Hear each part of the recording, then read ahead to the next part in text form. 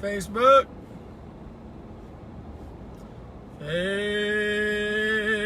Facebook. Good morning. Hey, Kristen. Single eye. Single eye. I had someone talk about the single eye and telling me that it was some type of Eastern philosophy or something like that. And, you know, that doesn't matter. They probably see the single eye also. It's an eye of love or an eye of light. It's the narrow way.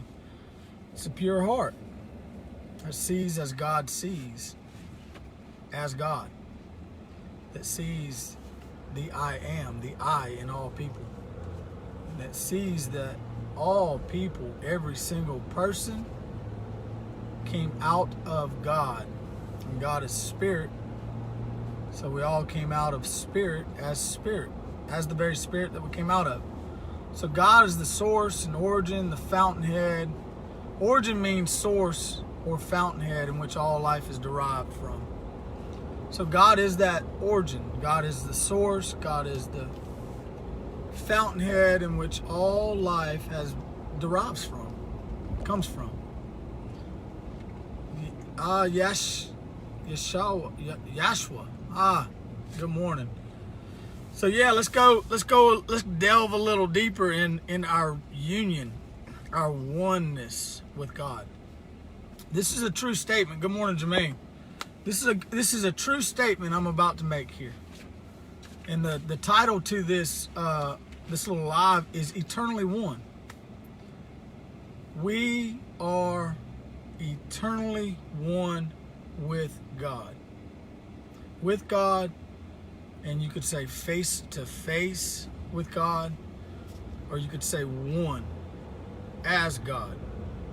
Not the totality of God, but as God, as an expression of God, as an expression of spirit, as spirit visible, or as spirit individualized. And I love the analogy of the diamond because it just makes sense to me. The diamond is God, the source, the core of that diamond. It's also the source and the core of your very makeup and your being, every cell, every molecule, everything, completely intertwined at the core source you are. So the diamond has many faces or facets which are all connected and which are all one with the core of the diamond. All individual faces, expressions of the diamond, all one as the diamond. You look at one face of the diamond, or are you looking at the diamond? Yes. I look in the face of you, of people. Am I looking into the face of God? Yes. When I look in the mirror and I see myself, the calm, still waters, am I looking into the very eyes of God? Yes. So there are eternal truths. But first we must establish a few things.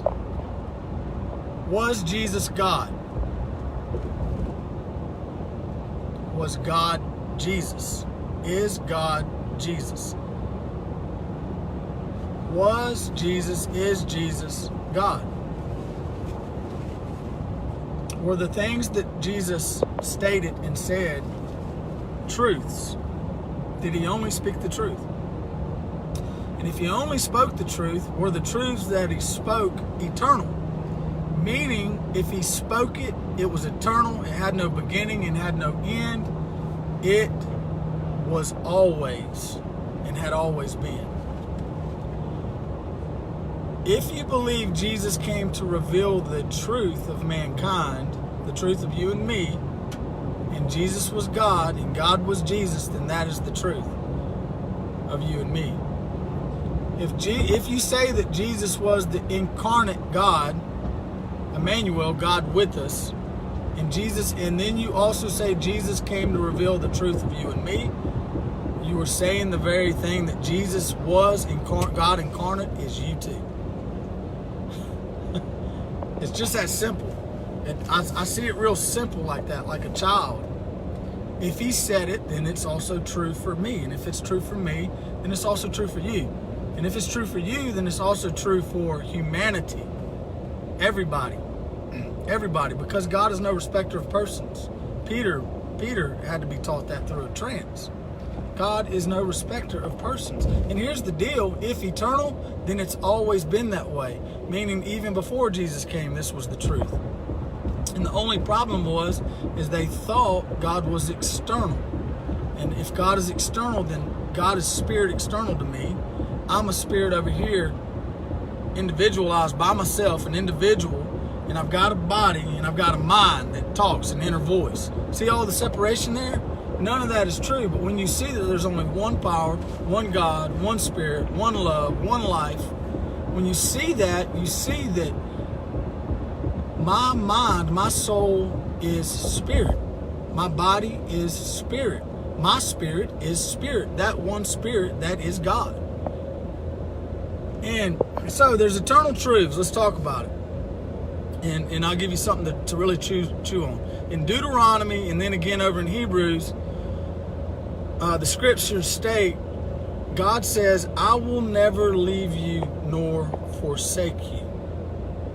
Is that an eternal truth? When did that start? He told Jeremiah, I knew you before I ever formed you in your mother's womb. Who did he know? Who was Jeremiah before that? What was Jeremiah before that? And if you knew Jeremiah before that, does the eternal truth, I'll never leave you nor forsake you, apply to Jeremiah before he was ever formed in his mother's womb? Yes. Who was Jesus before he manifested and was visible walking this earth? Where was Jesus? Do you think God also knew Jesus before he was ever formed in his mother's womb? You think they were always one? And if it applies to Jesus, it also applies to me, and it also applies to you, and also applies to all of humanity, mankind. I'll never leave you nor forsake you. To me, I hear this. We've always been one. We are one, and we will always be one. Alec, I knew you before I ever formed you in your mother's womb. We were one then, and we're one now, and we'll always be one. We are one and the same. You are one individual as my spirit, individualized. Spirit visible, through and through. So Jesus said things like, I and my Father are one. When was Jesus and his Father one? Was it only when he said we're one? Or is that an eternal truth? Had they always been one? Yes, and if one, then that means Jesus and his Father, our Father, co-created everything that we see together as one. That means if for Jesus, then also for me, and if for me, then also for you, and if for you, then also for mankind. That means we all co-create it together because God does everything in harmony, relationship, intimacy together as one. One sound, one vibration, one frequency, one oscillation together. We all co-create it together. We all rest it together. We are all discovering what was co-created together through our imagination. When you see this, you see there's only one consciousness. There can only be one idea. There can only be one imagination, all which is God, and God is spirit. So now my ideas are divine ideas. My imagination is a divine imagination. Now I'm discovering what was co-created through my imagination, making my imagination a finished work. It's already done. Now I can live in the finish as if what I see is already done. When you ask or when you pray, believe that it's already done, and you'll have what you prayed for. Or when you visualize, when you envision, believe it, feel it, live as if it's already done, and it will manifest. It'll be visible, tangible. So Jesus also said things. John 14:20 says, on this day you will know that just as I am in my Father, you are in me, and I am in you. Is that an eternal truth? Is it eternally true? Has Jesus always been one with his Father? Has the Father always been in him and him in the Father? Have they always been one? Yes.